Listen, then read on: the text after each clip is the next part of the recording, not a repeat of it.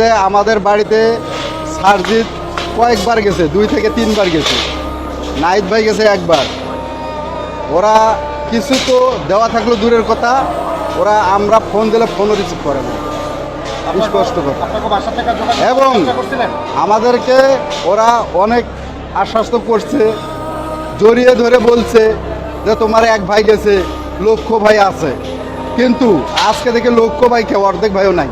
সরকারি দল থেকে বর্তমান প্রধান উপদেষ্টা যে ডক্টর মোহাম্মদ ইউনূস, উনি আমাদের বাড়িতে গেছে, আমাদের সবাইকে নিয়ে বসছে, ভাই বোন মা বাবা চাচা সবাইকে নিয়ে বসছে, বসে সবার সাথে শুধু কুশল বিনিময় করছে, কথাবার্তা বলছে। আর একটি কথা বলছে যে তোমাদের যে কোনো সমস্যা হলে আমাদেরকে জানাবা। কিন্তু এখন আব্বা যখন অসুস্থ হয়ে পড়ে রংপুর মেডিকেল কলেজ হাসপাতালে, তাকে এমার্জেন্সিভাবে ঢাকা সিএমএসে আনা লাগে। ওই সময় আমি কয়েকটা দপ্তরে ফোন দিছি, কিন্তু তারা ফোন রিসিভ করে না। এটা আমার সবচাইতে বড় দুঃখ।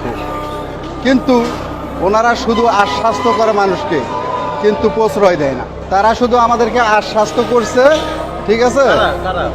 বৈষম্য বিরোধীর যে ছাত্র আন্দোলনের নেতৃত্ব যারা দিচ্ছে, তারা শুধু আমাদেরকে আশ্বাস্তই করে গেছে।